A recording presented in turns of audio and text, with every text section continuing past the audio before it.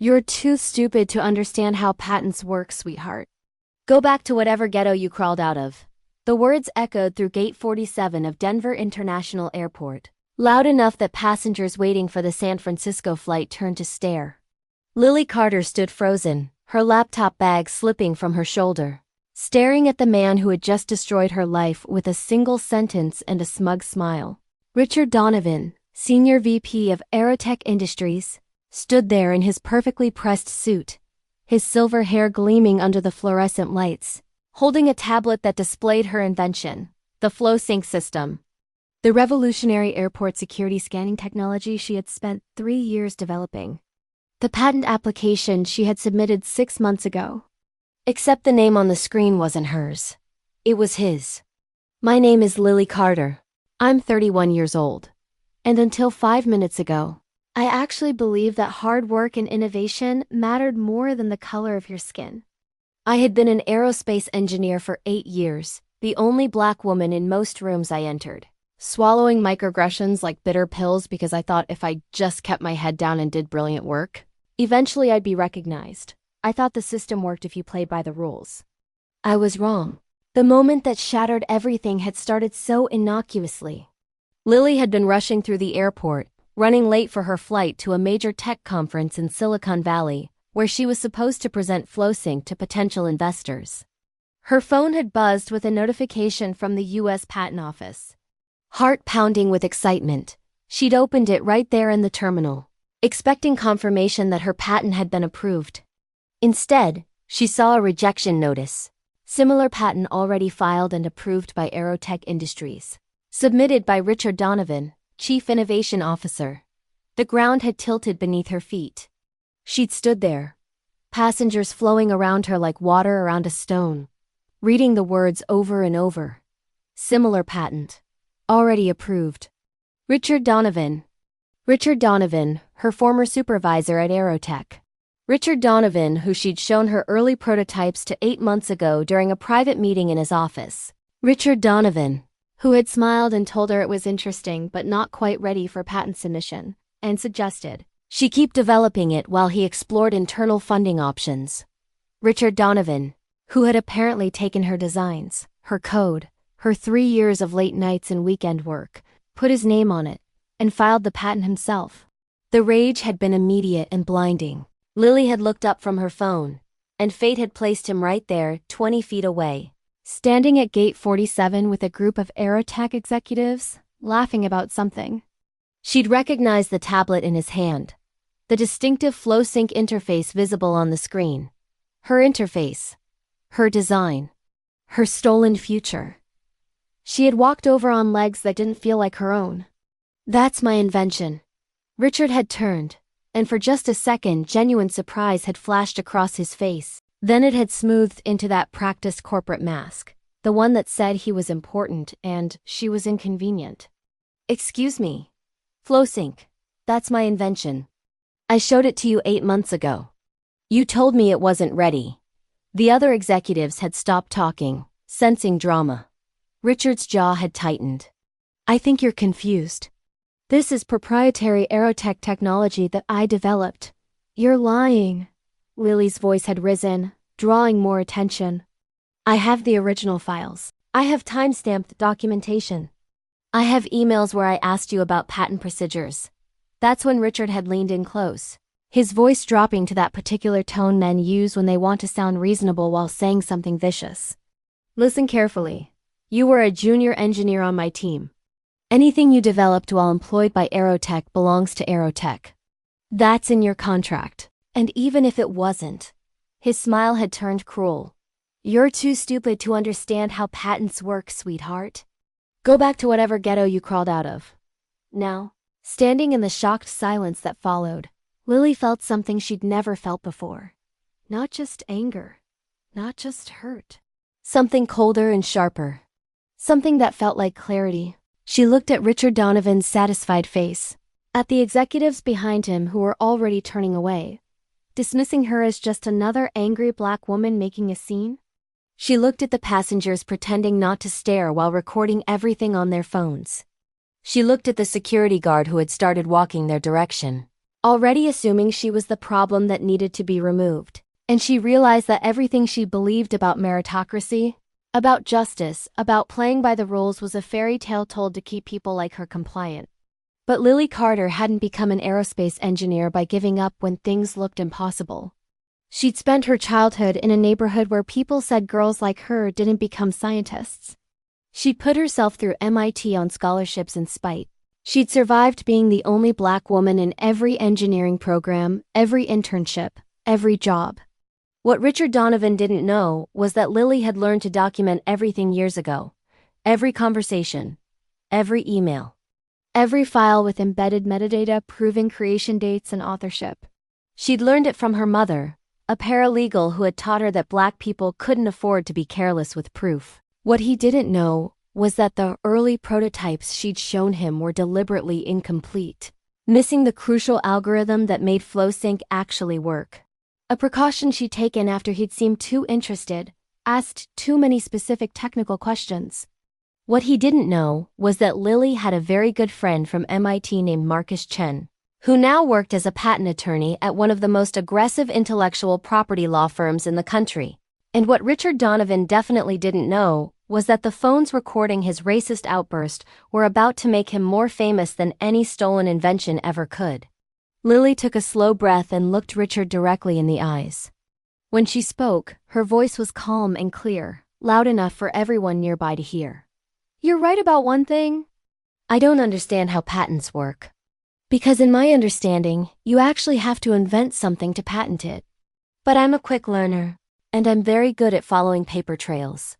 She turned and walked away before he could respond, her hands shaking but her head high. Behind her, she heard him laugh dismissively, heard him tell his colleagues, "Entitled kids these days, thinking every half-baked idea is genius." Let him laugh. Let him think he'd won. Lily had 3 years of documentation, an incomplete patent that would fail the moment anyone tried to actually implement it, and a rage that had crystallized into something far more dangerous than emotion. She had a plan. As she walked toward her gate, Lily pulled out her phone and opened her messages. "Marcus," she typed, "remember when you said if I ever needed a lawyer who enjoyed destroying corporate thieves, you knew people? I need those people. Now." The reply came within seconds. "Say no more. I've been waiting for this call since law school. Tell me everything. If you're enjoying this story of how a black woman, engineer fought back against corporate theft and racism, don't forget to subscribe to see how she turns Richard Donovan's victory into his worst nightmare." Lily boarded her flight to San Francisco with a window seat and a laptop full of evidence. In exactly 4 hours, she would land in a city full of tech journalists, patent lawyers, and investors who loved nothing more than a David versus Goliath story with clear heroes and villains. Richard Donovan had just made the biggest mistake of his career. He'd assumed that because he had power, he was untouchable. He'd assumed that because he was a white executive and she was a black woman, no one would believe her.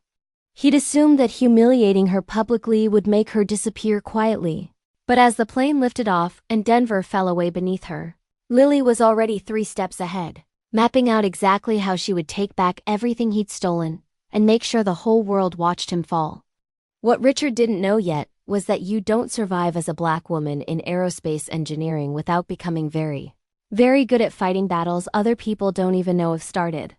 And this battle had only just begun. The flight attendant's voice crackled through the speakers.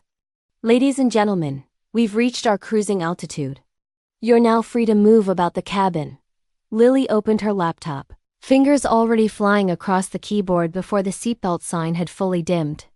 Around her, business travelers pulled out tablets and settled in for the 3-hour flight. None of them knew they were sitting next to someone whose entire world had just imploded and reconstructed itself in the span of 20 minutes. Her email to Marcus had been brief, but his response filled her screen now with the kind of aggressive legal enthusiasm that made her remember why they'd been friends since freshman year at MIT. Marcus Chen didn't just practice intellectual property law. He hunted corporate predators like some people hunted big game, and he did it with the precise surgical skill of someone who genuinely enjoyed watching powerful people realize they'd underestimated the wrong person. "Lily, this is exactly the kind of case I live for. His email read in all caps, because Marcus had never met a caps lock key he didn't abuse when excited. Send me everything. And I mean everything. Every file, every email, every timestamp, every conversation log. If you sneeze near that invention, I want the tissue. My senior partner is going to lose his mind over this. We've been looking for a test case to challenge the work product clause in Aerotech contracts. You might have just handed us a precedent-setting lawsuit. Lily's hands hesitated over the keyboard. A precedent-setting lawsuit meant publicity. It meant her name in trade publications and tech blogs. It meant standing up in court and reliving every humiliating moment of working under Richard Donovan's supervision. It also meant Richard wouldn't be able to laugh this off as some confused junior engineer having a tantrum. She started typing, attaching files systematically. Original CAD drawings with metadata showing creation dates 2 years before she'd ever met Richard. Email chains where she'd explicitly asked him about patent procedures and he told her to focus on engineering, not paperwork. Version history showing every iteration of FlowSync's development. And the crown jewel, a detailed technical specification document that she kept in her personal cloud storage. Never on company servers, outlining the complete algorithm that made FlowSync actually functional. The algorithm Richard didn't have. The algorithm that meant his approved patent was essentially inexpensive. Paperweight describing a system that could never work. 3 rows behind Lily, a man in an Aerotech polo shirt was on his phone, voice carrying despite his attempt at discretion. Yeah, Richard just had some drama at the gate. Former employee trying to claim credit for his FlowSync patent. You know how it is, they do a little grunt work on a project and think they invented the whole thing. Lily's jaw tightened, but she didn't turn around. Let them talk. Let them underestimate her. People had been underestimating Lily Carter her entire life. She'd grown up in South Chicago, in a neighborhood where gang violence was so common that her elementary school had installed bulletproof glass in the office windows. Her father had died when she was 8, a construction accident that the company blamed on worker negligence until her mother, armed with nothing but fury and a community college paralegal certificate, had dragged them through 3 years of litigation and won. Baby girl, her mother had told her the night the settlement came through. Powerful people count on you not knowing how the system works. They count on you being too tired, too scared, or too broke to fight back. But knowledge is armor. Documentation is your weapon. And patience. Her mother had smiled that particular smile that Lily had inherited. The one that looked sweet but promised consequences. Patience is how you wait for them to get comfortable before you strike. Her mother had used that settlement money to move them to a better neighborhood.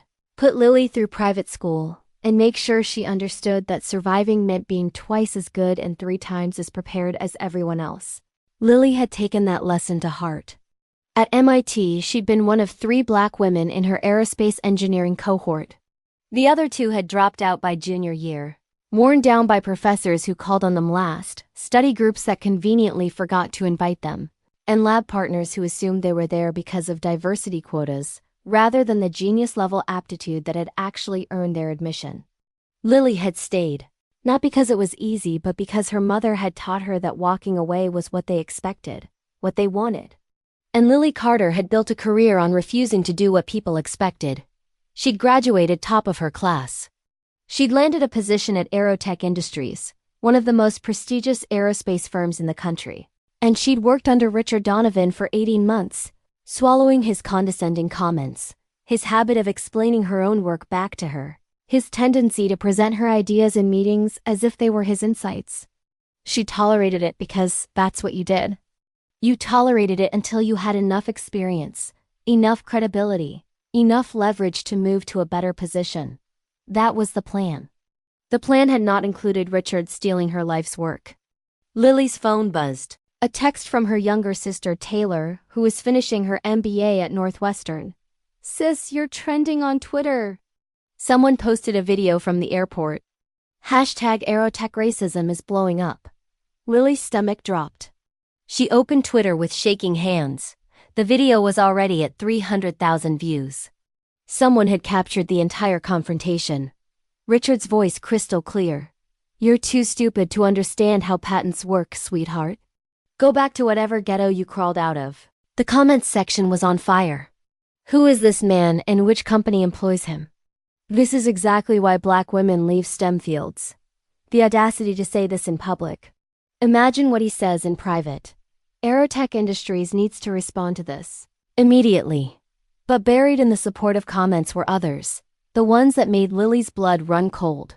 She's probably just a diversity hire trying to take credit for real engineers' work. I'm sure there's more to this story. Successful men don't just steal ideas from junior employees. Another DEI situation gone wrong. When will these companies learn? Lily closed Twitter before she threw her phone across the cabin. This was exactly what she'd feared. The story was already being twisted. Richard positioned as the victim of a race card accusation. Her credibility questioned before she'd even had a chance to present evidence. Her email pinged. Marcus again, this time with a PDF attachment. Lily, read this. It's Aerotech's standard employment contract. Look at section 7.3. She opened the file, scanning to the section Marcus had highlighted. All inventions, discoveries, and improvements conceived or developed by employee during the term of employment, whether during working hours or otherwise, shall be the sole property of Aerotech Industries, provided that such inventions relate to the company's actual or anticipated business interests. Her heart sank. There it was, the clause Richard had been counting on. The legal justification for his theft dressed up in corporate language, but Marcus's next email was already arriving. Now look at section 7.3.2. Subsection C. I'll wait. Lily scrolled down. The subsection was dense legal text, but one phrase jumped out. Excluding inventions developed entirely on employees' own time, using no company resources, and documented as independent intellectual property prior to disclosure. Her breath caught. FlowSync had been developed entirely on her own time. In her apartment, on her personal computer, using software she'd purchased herself. She'd been paranoid about keeping it separate from her Aerotech work, sensing even then that anything she created on company equipment could be claimed by the company. Marcus's third email arrived. That's right. You documented everything. You kept it separate. And the cherry on top? You disclosed it to Richard after filing your own provisional patent application. I found your filing 6 months ago, exactly like you said. Which means Richard's patent, filed 3 months ago, is actually the duplicate. Not yours. Lily read the email 3 times, her hands shaking. Not from fear anymore. From something else entirely. From the realization that Richard had been so confident in his theft, so certain that she wouldn't fight back or wouldn't know how, that he'd gotten sloppy. He'd assumed she was just another junior engineer who didn't understand the system. He'd assumed she hadn't protected herself. He'd assumed that his position, his reputation, and his race would be enough to make her claims disappear. Richard Donovan had made a critical error. He'd mistaken survival for ignorance. He'd mistaken silence for submission. And he'd underestimated exactly how patient Lily Carter could be when she was angry. Another text from Taylor. Sis, Aerotech just posted a statement on their website. You need to see this. Lily navigated to Aerotech's homepage. There, posted 20 minutes ago, was a press release. Aerotech Industries stands behind our employees and their innovations. The FlowSync patent, developed by our Chief Innovation Officer Richard Donovan, represents years of dedicated research and development. We are aware of recent social media allegations and are confident that these claims are without merit.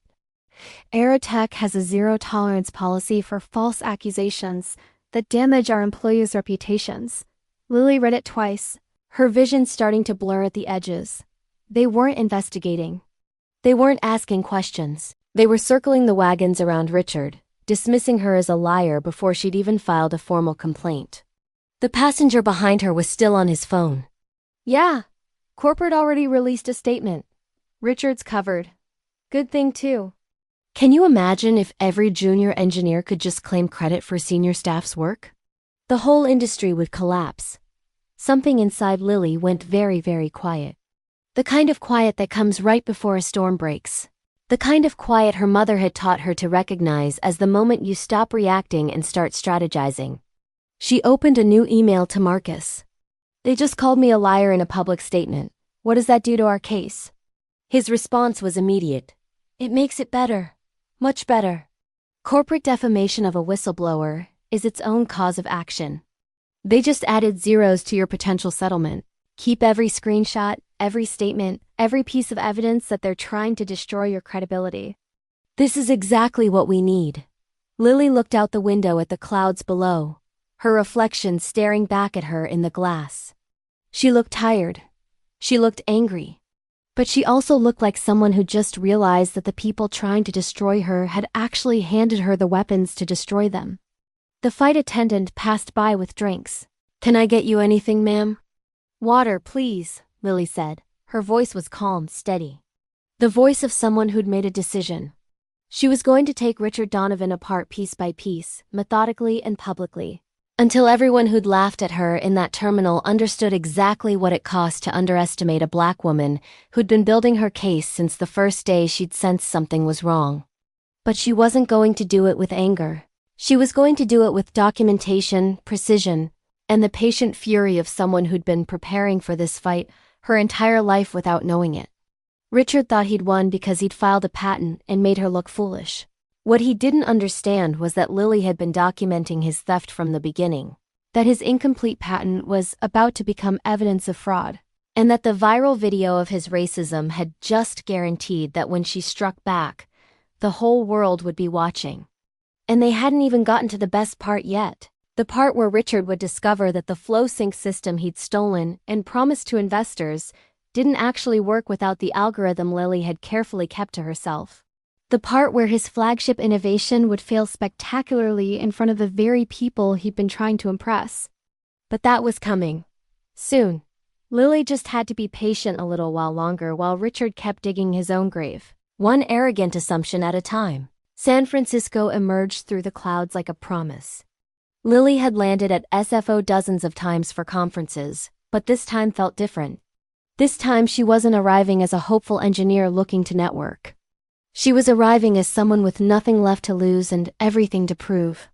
Marcus was waiting at baggage claim, looking exactly like he had in college except for the expensive suit that replaced his MIT hoodie. He spotted her immediately and pulled her into a hug that felt like armor. "You look terrible," he said. "Thanks. Your bedside manner hasn't improved. Lawyers don't have bedside manner." "We have litigation manner and mine is exceptional." He grabbed her bag. "My car's in short-term parking."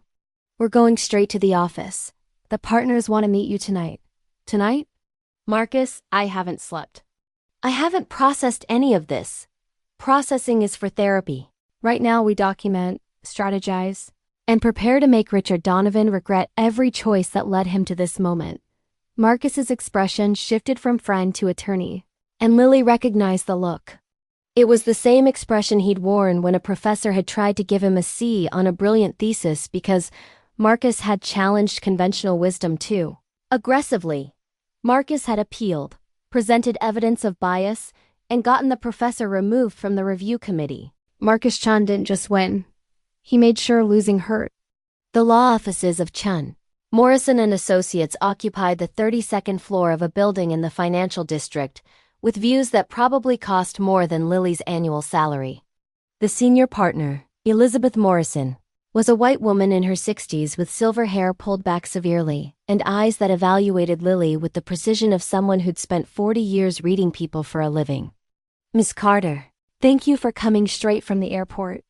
I know this has been a difficult day." Elizabeth gestured to a conference room where a younger associate was already setting up a laptop. "Marcus has briefed me on the basics.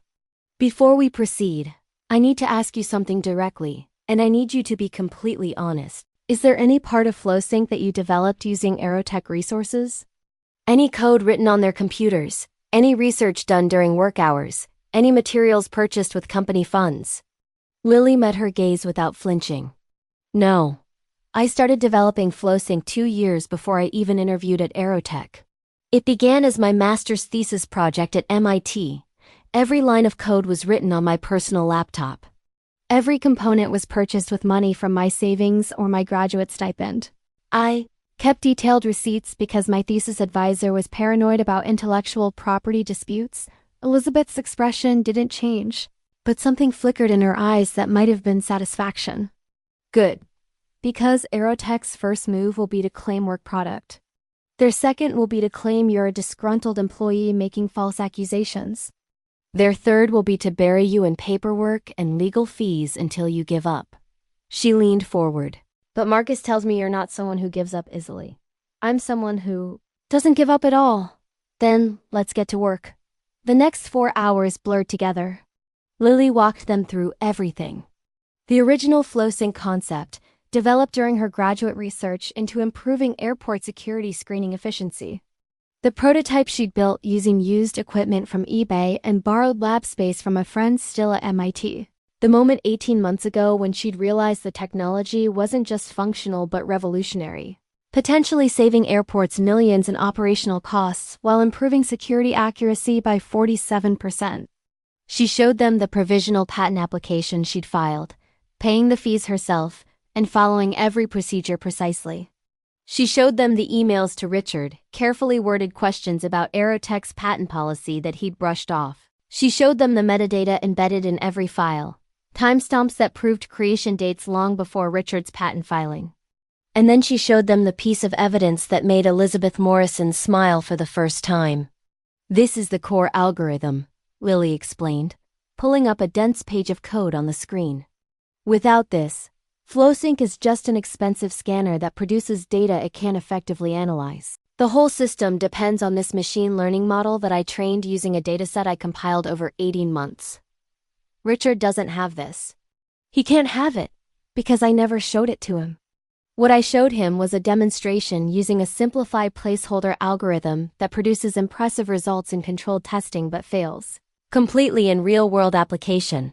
Marcus started laughing. You're telling me his patent describes a system that doesn't actually work? His patent describes a system that appears to work in perfect conditions with pre-processed data. The moment you try to implement it in an actual airport with real-time scanning and variable conditions, it'll fail spectacularly. Elizabeth's smile grew wider. When is Aerotech scheduled to demonstrate FlowSync to investors? 3 weeks. Richard's been hyping it for months. He's promised major airline contracts, government security interest, the works. Perfect. Elizabeth stood up, already moving toward the door. Marcus, start drafting the complaint. Patent infringement, theft of trade secrets, fraud. And now that they've issued that ridiculous press release, defamation and reputational harm. Miss Carter, you're going to need to stay in San Francisco for a while. Do you have somewhere to stay? I was supposed to be at a hotel for the tech conference, but we have a corporate apartment for clients involved in extended litigation. You'll stay there. Marcus will get you set up. She paused at the door. One more thing. The video from the airport has now been viewed over 2 million times. Several tech journalists have reached out to Aerotech for comment. How do you feel about giving an interview? Lily's stomach tightened. To say what? The truth. Your story, your invention. What happened? But strategic truth. We control the narrative before they do. Elizabeth's expression softened slightly. Ms. Carter, I've been practicing intellectual property law for 40 years. I've seen hundreds of cases like this. Junior employees, especially women of color whose work gets credited to their supervisors. Most of them never fight back because the system is designed to make fighting back impossible. But every few years, someone comes along with documentation so thorough, evidence so clear and rage so righteous that we get to actually win. I think you might be one of those people. That night, alone in the corporate apartment with its minimalist furniture and floor-to-ceiling windows overlooking the bay, Lily finally let herself feel everything she'd been holding back. The humiliation. The fury. The fear that maybe they were right. Maybe she was stupid to think she could fight a corporation with armies of lawyers. But then her phone rang. Her mother. Baby girl, I saw the video. Your sister sent it to me. Are you okay? Lily's voice cracked. Mama, he stole everything. 3 years of work. And when I confronted him, he called me. I know what he called you. I heard it. Her mother's voice was steady. That particular steadiness that meant she was furious but channeling it into something productive. And I know what you're feeling right now. You're feeling like maybe you should have stayed quiet. Maybe you should have just taken the loss and moved on. Maybe you're not strong enough for this fight. How did you? Because that's what they count on.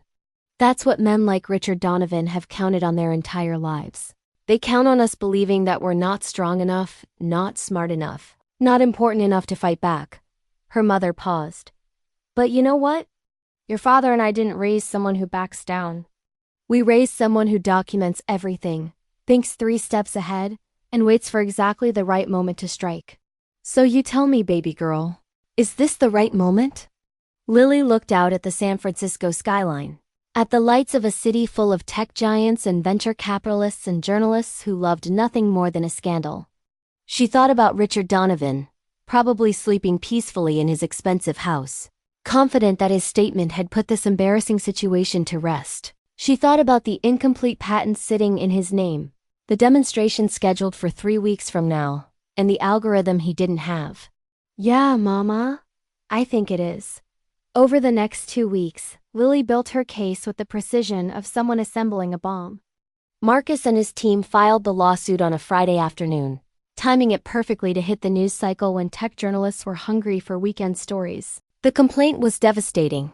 37 pages of detailed allegations supported by exhibits that included every email, every file timestamp, every piece of evidence that Lily had meticulously preserved. But they didn't just file the lawsuit. Elizabeth Morrison had connections throughout the tech industry, and she used every single one. By Monday morning, 3 major tech publications had reached out to Lily for interviews. By Tuesday, a former aerotech engineer had contacted Marcus's office with stories of Richard taking credit for other people's work. By Wednesday, 2 more women had come forward with similar experiences, turning a single intellectual property case into a pattern of behavior. Richard tried to fight back. He gave an interview to Industry Week, claiming that Lily was a disgruntled employee who'd been passed over for promotion due to performance issues. The problem was that Marcus had already obtained Lily's personnel file through discovery, showing stellar performance reviews and 2 commendations for innovative problem-solving. Richard released a statement saying the lawsuit was frivolous and would be dismissed. The problem was that the judge assigned to the case, Judge Sandra Wu, had built her career on intellectual property law and had a particular reputation for not tolerating corporate theft. Richard posted on LinkedIn about cancel culture and false accusations. The problem was that the video of him telling Lily to go back to whatever ghetto you crawled out of now had 8 million views and had been picked up by mainstream news outlets. With each defensive move Richard made, he dug himself deeper. And Lily watched it happen with the cold satisfaction of someone who'd learned to play the long game. The demonstration was scheduled for Friday at the Aerotech Innovation Center, a massive facility south of Denver where the company showcased new technologies to potential investors. Richard had invited representatives from 3 major airlines, 2 government security agencies, and a dozen venture capital firms. He'd been promoting FlowSync for months as the future of airport security, promising efficiency increases of 40% and cost reductions of 30%. He had no idea it was about to become the most expensive failure of his career. Marcus called Wednesday evening, his voice tight with barely controlled excitement. Lily, you need to hear this. We just got a tip from someone inside Aerotech. They've been trying to implement FlowSync at a test site for the past week. It's failing. Constantly. The system crashes. The analysis is inconsistent, and they can't figure out why because Richard won't let anyone access the core code. He keeps saying he's refining the algorithm, but our source says he's panicking. Lily closed her eyes, letting the information sink in. He doesn't have the algorithm. He's probably been trying to reverse engineer it from the demonstration I showed him. But he can't figure out how I trained the model. Which means Friday's demonstration is going to be a disaster. Which means Friday's demonstration needs witnesses. Lily opened her laptop, her fingers already flying across the keyboard. Marcus, can you get me a press pass? Tech journalist credentials or something? I want to be there when it fails. Lily, that's risky. If he sees you, if he sees me, what's he going to do? Call security? In front of investors and government officials and media? After everything that's already public. She smiled. That particular smile she'd inherited from her mother. I want to watch. I want to see his face when he realizes that stealing my work wasn't enough. He needed to understand it, and he never did. Friday morning arrived cold and clear. Lily stood in the parking lot of the Aerotech Innovation Center, wearing her visitor badge and carrying a tablet loaded with documentation, just in case. Marcus stood beside her, along with 2 associates and Elizabeth Morrison herself. Last chance to wait in the car, Marcus offered. Not a chance. They walked through the glass doors into a massive demonstration space where about 60 people had gathered around a mock airport security checkpoint. The setup was impressive. Real scanning equipment, hired actors playing travelers, even TSA consultants brought in to evaluate the system. Richard stood at the front in a perfectly tailored suit, his silver hair gleaming, playing the role of visionary innovator to perfection. He saw Lily the moment she entered. His face went white, then red, his smooth presentation stumbling for just a second. But he recovered quickly, that corporate mask sliding back into place. Ladies and gentlemen, welcome to the future of airport security. Richard began, his voice carrying through the space with practiced confidence. What you're about to see will revolutionize how we think about passenger screening. FlowSync represents years of dedicated research and development, combining cutting-edge machine learning with advanced scanning technology to create a system that's faster, more accurate, and more cost-effective than anything currently available. Lily stood at the back and waited. She didn't have to wait long. The first scan went smoothly. Richard's demonstration started with a carry-on bag filled with common items, laptop, water bottle, keys. The FlowSync system processed it in seconds, the display showing a clean scan with impressive visual analytics. The investors murmured appreciatively. Richard's smile grew wider. As you can see, processing time is reduced by 42% compared to standard screening. Now let's try something more complex. The second scan included a bag with wrapped gifts, metal objects, and dense electronic equipment. The system took longer this time, the display flickering slightly, but eventually produced results. Richard explained away the delay as processing optimization for complex density patterns. The TSA consultants nodded, taking notes. Lily watched Richard's hands. They were shaking slightly as he typed commands into the control terminal. He was nervous. He knew something wasn't right. The third scan was where everything started falling apart. The actor playing a traveler approached with a standard checkpoint bag, shoes, belt, jacket, pocket contents. Basic items that any functional security system should process instantly. Richard ran the scan with the same confident flourish he'd used before. The system froze. The display showed the scanning animation, the progress bar moving forward, then suddenly jumping back to 0. Richard's smile faltered. He canceled the scan and tried again. Same result.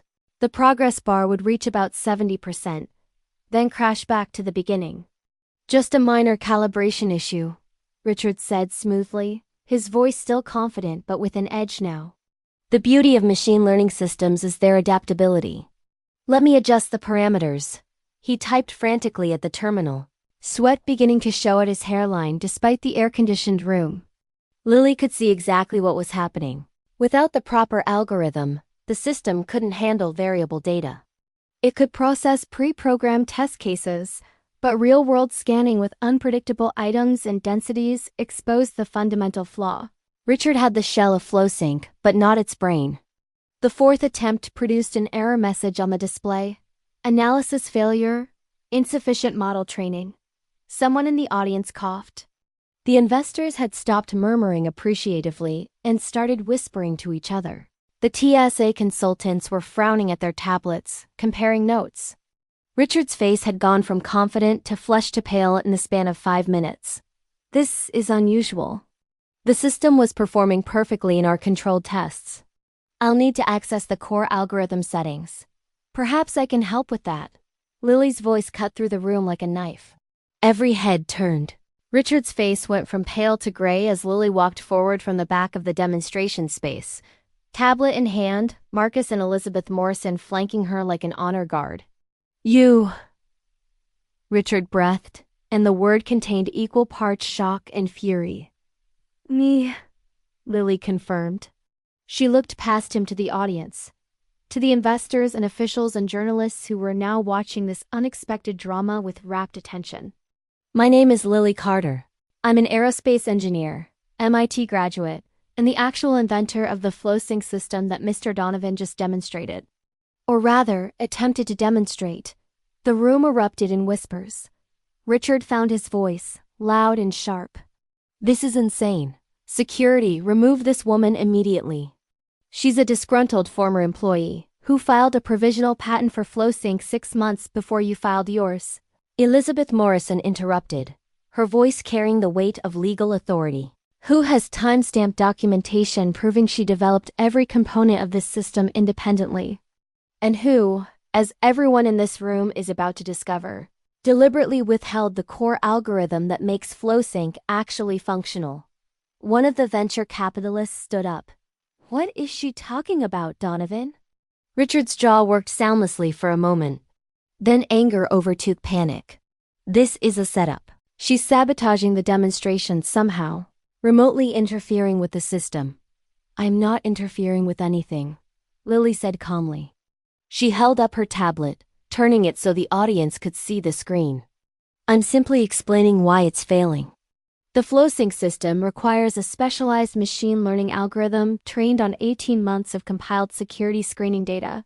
Without that algorithm, the system can process pre-programmed test scenarios, but fails when presented with variable real-world data. She looked directly at Richard. You don't have the algorithm. You never did. What I showed you 8 months ago was a demonstration build using a placeholder. You stole the framework and filed a patent, but you never understood how the actual technology works. That's a lie. But Richard's voice had lost its conviction. He looked at the frozen screen, at the error message still displayed, at the investors who were now standing up and moving toward the exits. Marcus stepped forward, holding a folder thick with documents.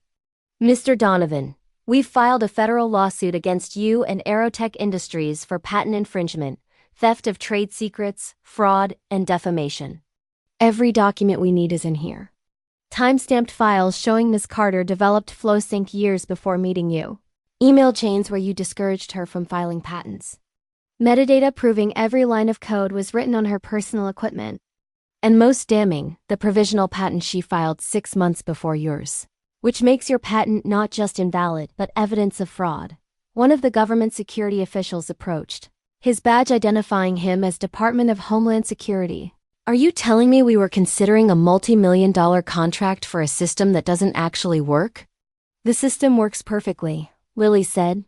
When implemented correctly, with the proper algorithm, flow-sync can do everything Mr. Donovan promised and more. I have a functional prototype and complete documentation. What you just watched fail was Mr. Donovan's attempt to reverse engineer technology he stole but never understood. Richard lunged forward, his corporate mask finally shattering completely. You conniving little. He caught himself, aware of the cameras, the witnesses, the phones recording everything. But the damage was done. Everyone in the room had just watched him nearly assault the woman accusing him of theft. Elizabeth Morrison's voice was ice. Please continue, Mr. Donovan. Add assault to the list of charges. We're recording everything. The Aerotech executives who'd been standing near Richard suddenly found reasons to be elsewhere.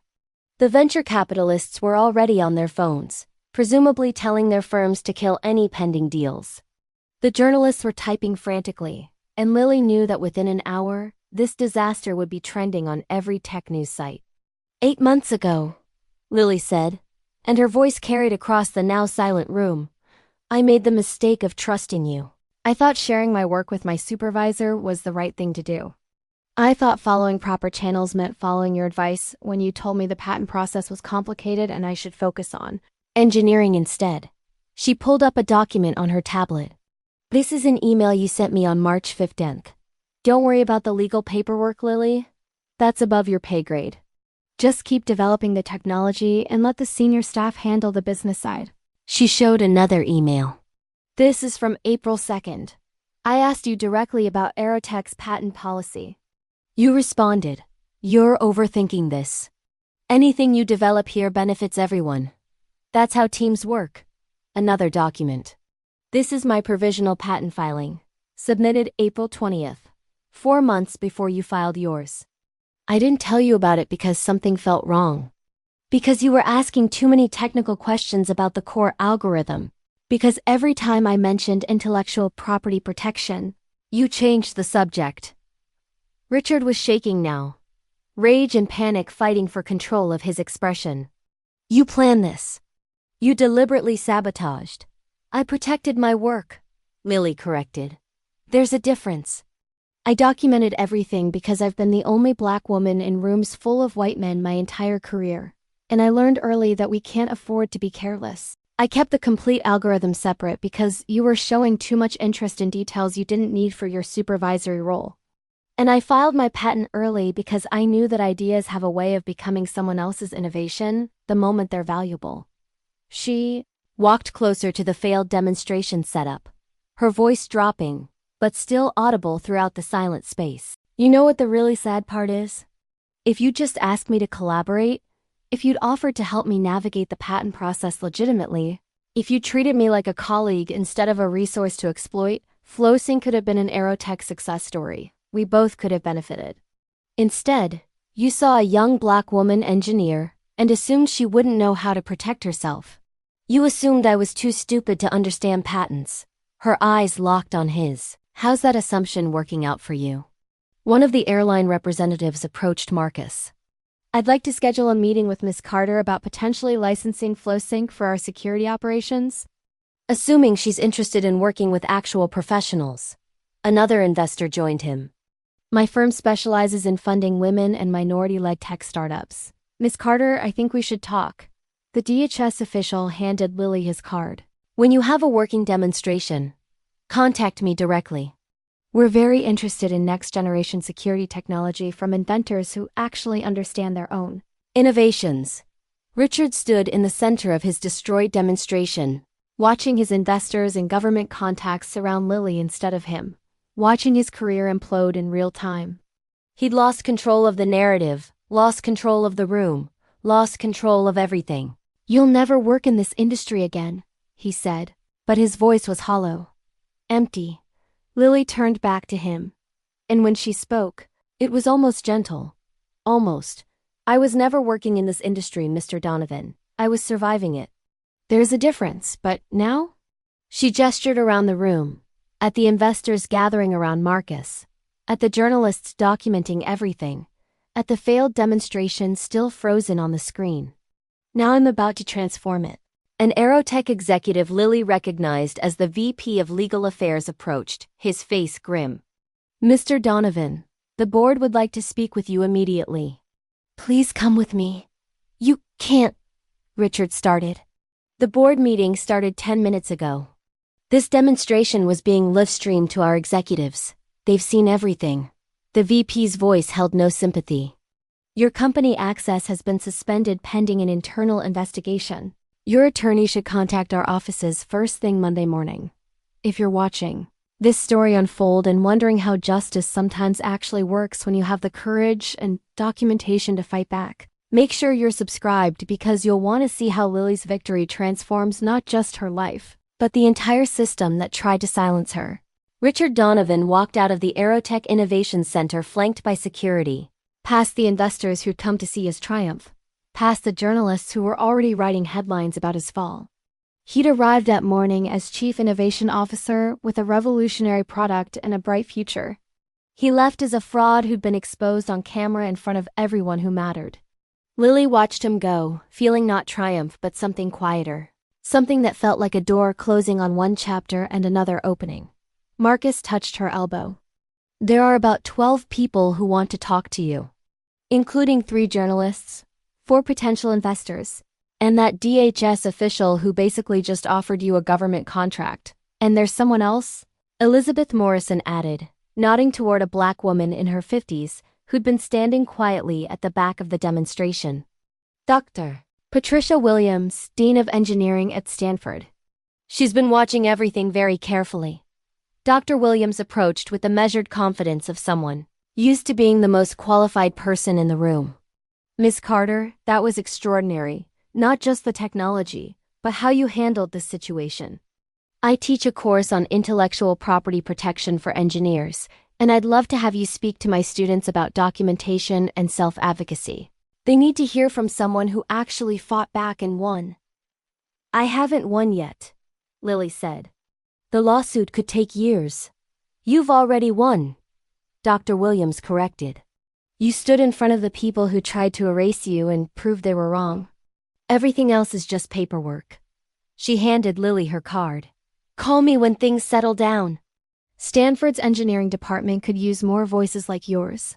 As the demonstration space emptied, as the journalists packed up their equipment and the investors scheduled follow-up meetings, Lily stood in front of the failed FlowSync display.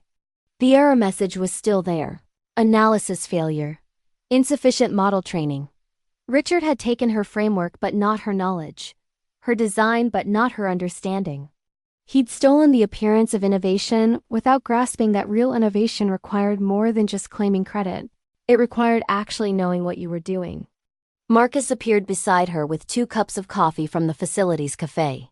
So, you just destroyed a senior executive's career, exposed corporate fraud, and turned yourself into the tech industry's newest hero.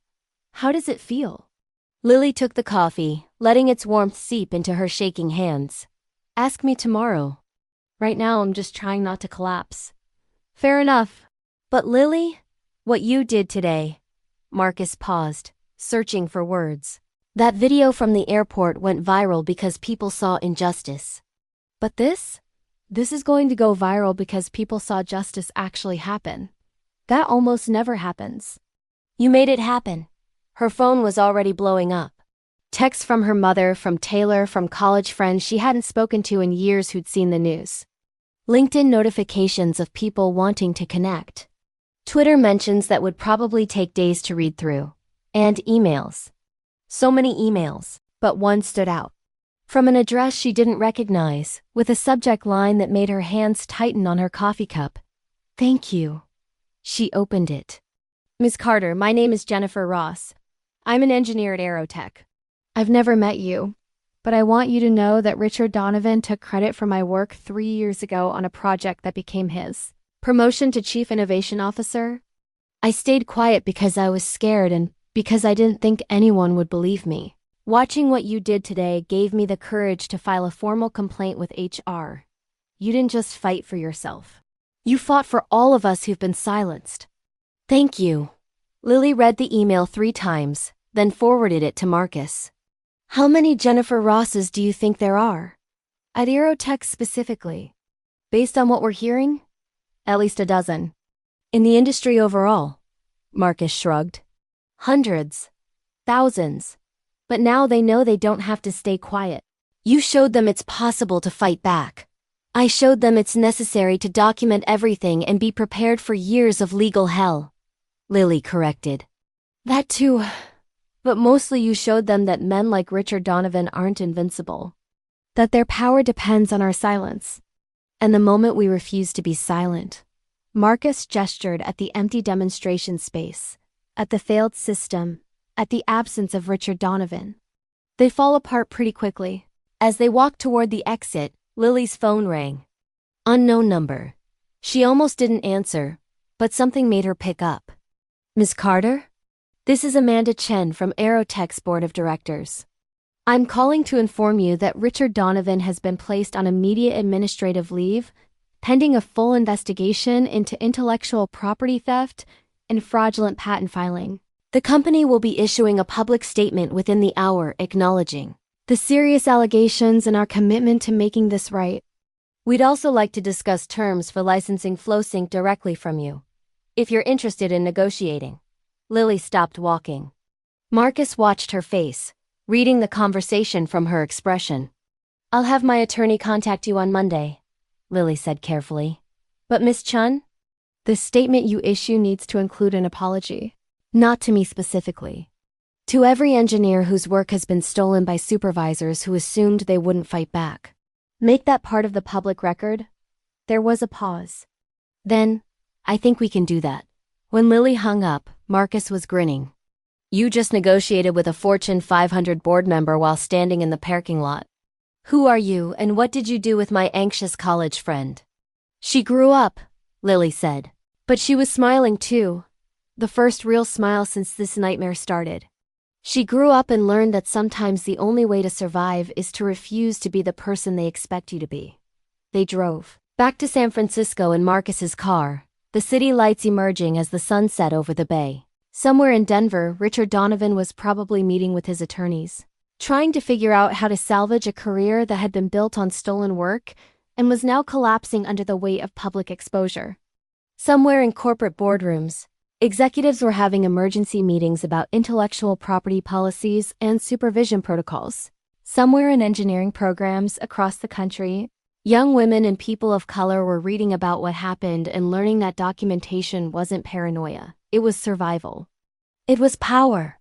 And in Marcus's car, driving through San Francisco traffic, Lily Carter let herself feel something she hadn't felt since Richard stole her invention. She felt like maybe, just maybe, she was going to win not just the lawsuit, not just the patent rights, but something bigger. The right to exist in her industry without having to choose between silence and survival. The right to create without fear of theft. The right to be brilliant without being diminished. Richard Donovan had tried to take that from her. He'd failed, and his failure was about to become a case study in exactly why you should never underestimate a black woman engineer who knows how to document everything, who understands exactly how systems work, and who's patient enough to wait for the perfect moment to prove that justice isn't just possible, it's inevitable. If you know exactly how to fight for it.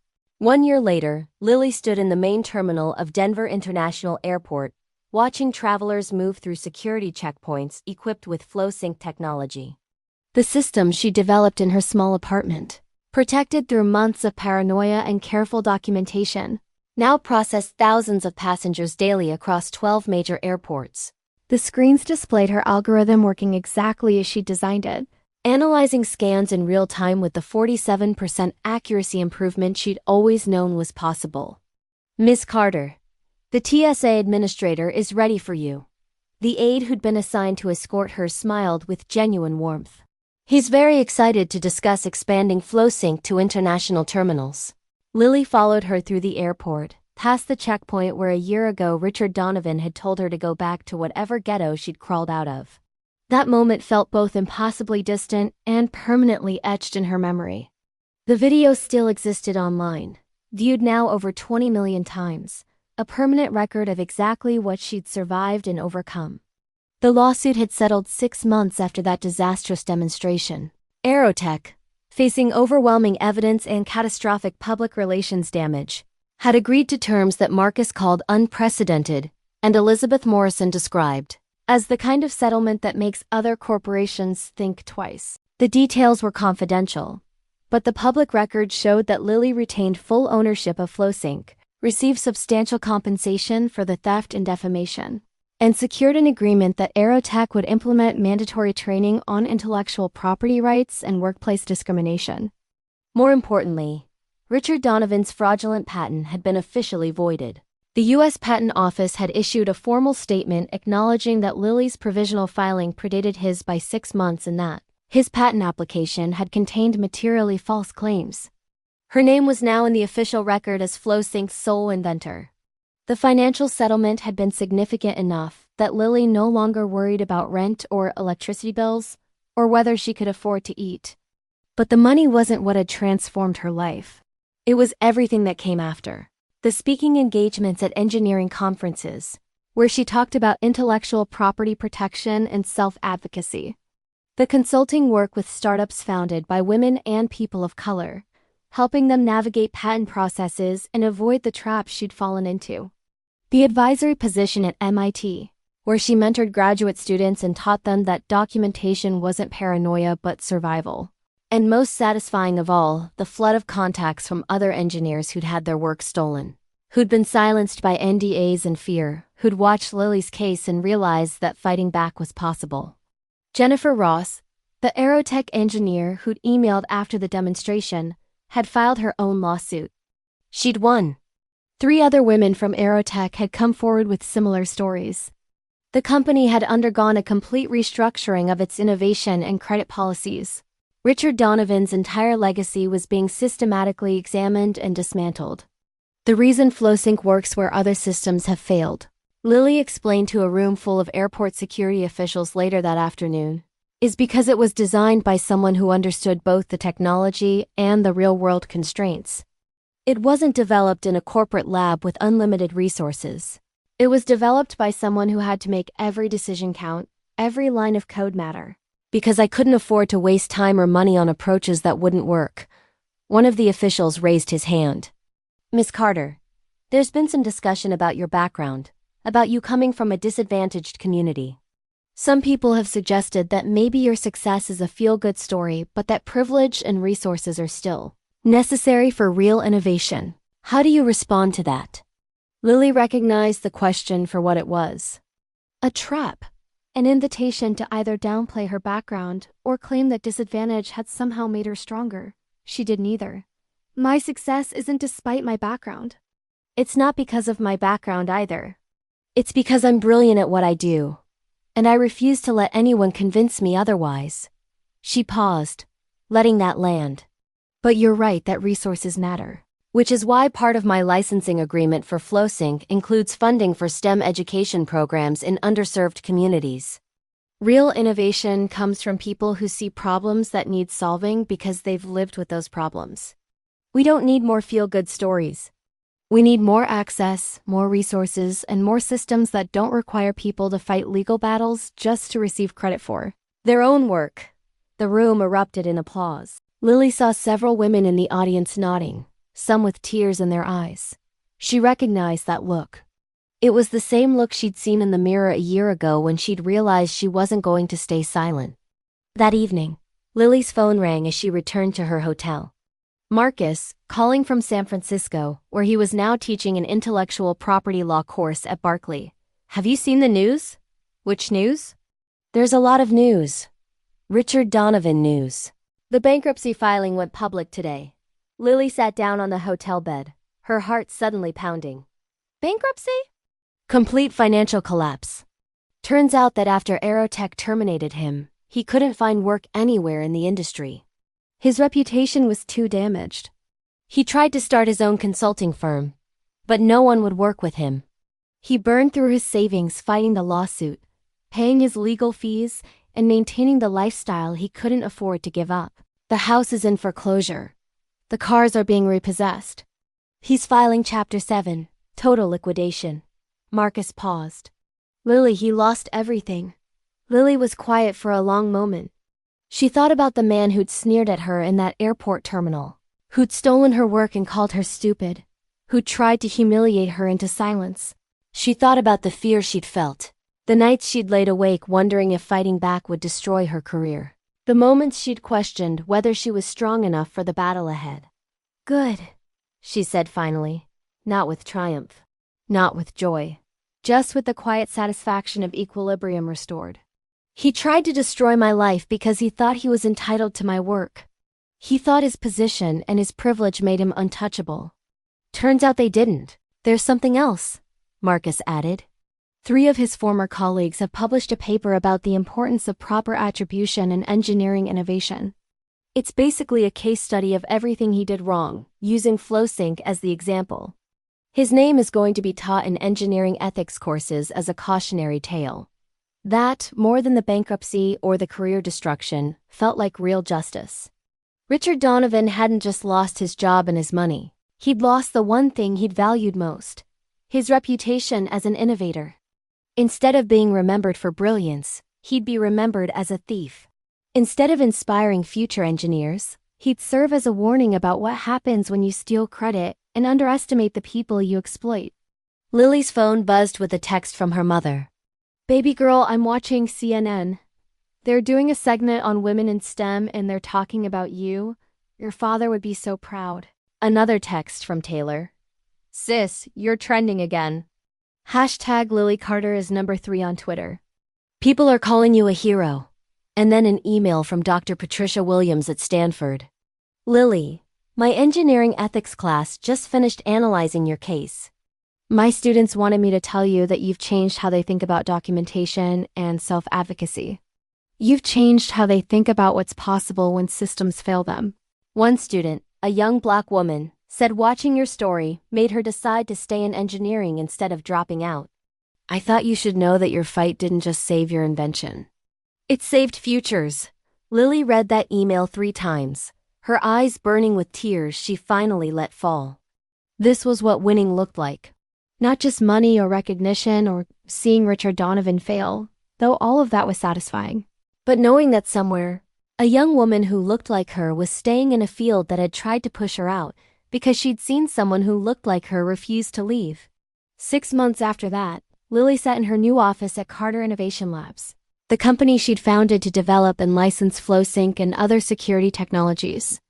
The space was modest but professional, located in a tech incubator that specialized in supporting minority-owned startups. Her team consisted of 8 engineers, 6 of them women, 4 of them people of color, all of them brilliant and all of them working under contracts that explicitly protected their intellectual property rights. Miss Carter, your 3 o'clock is here, her assistant called through the open door. Dr. Williams and her student from Stanford. Lily looked up from the patent application she'd been reviewing. This one for a new engineer on her team who'd developed an innovation in baggage scanning. She'd walked him through the process personally, making sure he understood every step, every protection, every right he had. Dr. Williams entered with a young black woman who couldn't have been more than 21. Her natural hair pulled back in a neat afro puff, wearing a Stanford engineering hoodie, and carrying a laptop covered in coding stickers. Miss Carter, this is Jasmine Brooks. She's one of my best students and she has an idea she'd like to discuss with you. Jasmine looked nervous but determined, a combination Lily recognized immediately. Miss Carter, I've developed a prototype for improving airport accessibility for passengers with disabilities. I've been working on it for 2 years and I think it could really help people. But I don't know how to protect it or turn it into something real. And Dr. Williams said you might be willing to mentor me through the process. Lily gestured for them to sit. Tell me about it. And Jasmine. First thing we're going to do is make sure you have everything documented. Creation dates, version histories, independent development records, everything. I already do, Jasmine said, pulling out a flash drive. I read about your case. I've been documenting everything since freshman year because I figured if it could happen to you, it could definitely happen to me. Lily smiled, that particular smile her mother had given her years ago when teaching her about documentation as armor. Smart. Let's take a look at what you've built. For the next 2 hours, Lily reviewed Jasmine's work, asked technical questions, and explained the patent process in detail. Not the simplified version that Richard Donovan had tried to give her, dismissing her concerns and discouraging her protection. The real version, with all its complexities and protections and opportunities. This is good, Lily said finally. Really good. Innovative and practical. The kind of technology that actually solves problems instead of just looking impressive in demonstrations. She pulled up a contract template on her computer. Here's what I'm thinking. Carter Innovation Labs could help you file the patent, provide resources for prototype development, and potentially license it once it's protected. But Jasmine? Your name stays on everything. Your ownership stays at 100% unless you choose to sell or license. I'll never ask you to sign away your rights. Ever. That's not how we do things here. Jasmine's eyes filled with tears. Thank you. You have no idea what this means. I have exactly the idea, Lily corrected gently. I know what it's like to have an innovation you've poured your soul into and no idea how to protect it. I know what it's like to be in rooms where you're underestimated because of who you are instead of what you can do. And I know what it feels like to have someone steal your work and call you stupid when you fight back. She leaned forward. So here's what I'm going to do for you. I'm going to make sure that never happens. I'm going to teach you how to armor yourself with documentation, how to navigate the patent system, how to negotiate from a position of strength. And then I'm going to watch you succeed, because that's what brilliant engineers do when they're given support instead of obstacles. After they left, Lily stood at her office window looking out at the Denver skyline. Somewhere in this city, Richard Donovan was probably filling out job applications or meeting with bankruptcy attorneys. His perfect life dismantled piece by the consequences of his own actions. She didn't hate him anymore. Hatred required energy she'd rather spend building something meaningful. But she hoped he understood, wherever he was, that his downfall hadn't been because of revenge or bitterness. It had been because of something much simpler. He'd underestimated someone who knew how to fight back, document everything, and wait for exactly the right moment to prove that theft has consequences and silence isn't inevitable. Her phone rang one last time that day. Unknown number, but she answered anyway. Ms. Carter, this is Angela Martinez from the National Society of Black Engineers. We'd like to honor you with our Innovator of the Year award at our annual conference. Your work in developing FlowSync and your advocacy for intellectual property protection have inspired thousands of our members. Would you be willing to accept and perhaps speak at the ceremony? Lily thought about 18-year-old her, arriving at MIT terrified and excited and determined to prove she belonged. She thought about 27-year-old her, showing Richard Donovan her early FlowSync prototypes and trying to navigate a system designed to exploit people who didn't know how to protect themselves. She thought about 31-year-old her, standing in an airport terminal while millions watched a man try to humiliate her into silence. And she thought about 32-year-old her right now, with a successful company, a growing team, and opportunities to make sure the next generation didn't have to fight the same battles alone. Yes, she said. I'd be honored. 6 weeks later, Lily stood on stage at the NSBE conference in front of 3,000 Black engineers, students, and professionals. The award they'd given her sat on a table beside the podium, engraved with her name and the words, Innovator, Advocate, Pioneer. When Richard Donovan stole my invention and told me I was too stupid to understand patents, Lily began, her voice steady and clear. He thought he was ending my story. He thought humiliating me publicly would make me disappear quietly, the way so many of us have been taught to disappear when powerful people decide we're inconvenient. She paused, looking out at the audience, young faces, eager and hopeful. Older faces, knowing and scarred by their own battles. All of them brilliant, all of them fighting to exist in spaces that still question their right to be there. But here's what Richard Donovan didn't understand. Here's what everyone who tries to steal our work or silence our voices or convince us we're not good enough doesn't understand. We are the ones who learned to document everything because we couldn't afford mistakes. We are the ones who learned to code in libraries because we didn't have expensive equipment at home. We are the ones who learned to be twice as good because we knew the system would judge us twice as harshly. And that preparation, that constant need to prove ourselves, it doesn't make us weaker. It makes us absolutely dangerous when we decide to fight back. The audience rose to their feet, applause thundering through the convention center. Lily waited for it to quiet, her hands gripping the podium, her heart full of something that felt like purpose. So here's my message to every young engineer watching this, especially the ones who look like me and who've been told they don't belong. Document everything. Protect your work. Learn the systems that are designed to exclude you and figure out how to use them anyway. And when someone tries to steal your innovation, when they call you stupid or tell you to go back where you came from, when they use their power to silence you, she smiled. Document that too. Because the best revenge isn't anger. It's not bitterness. It's building something so brilliant, so undeniable, so perfectly protected that when they try to take it from you, their theft becomes evidence of their own fraud.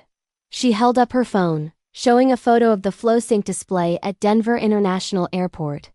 This is what winning looks like. Not because I destroyed Richard Donovan, though his career is over and his legacy is ruined, but because I built something that helps millions of people. That created jobs for brilliant engineers who deserve recognition, and that proved what I always knew. That innovation doesn't care about your background or your skin color, or whether powerful people believe in you. Innovation cares about whether you're brilliant enough to create it and strategic enough to protect it. The applause was deafening. Lily stepped back from the podium, feeling something she'd spent most of her life chasing. Not just success. Not just recognition. But the simple, profound satisfaction of knowing that she'd fought the system that tried to erase her and won so thoroughly that the system itself had to change. Richard Donovan had tried to write her out of her own story. Instead, he'd become a footnote in hers. A cautionary tale about the cost of theft. The danger of underestimating the people you exploit, and the inevitable consequences that come for those who build their success on stolen ground. And Lily Carter, the aerospace engineer from South Chicago who'd been called too stupid to understand patents, stood in front of 3,000 peers with her name on an innovation that was changing airport security worldwide, with a company that protected engineers instead of exploiting them, and with a legacy that would teach future generations that fighting back wasn't just possible, it was necessary. It was powerful. And sometimes, when you document everything, stay patient and wait for exactly the right moment. It was absolutely devastating to those who'd assumed their position made them untouchable. The best revenge, Lily had learned, wasn't destroying your enemies. It was building something so successful that they became irrelevant. It was turning your stolen work into your greatest triumph. It was transforming your humiliation into your origin story. Richard Donovan had tried to erase Lily Carter. Instead, he'd created a legend. And every young engineer who heard her story would know that genius protected by documentation, powered by rage and executed with patience was the most powerful force in any industry.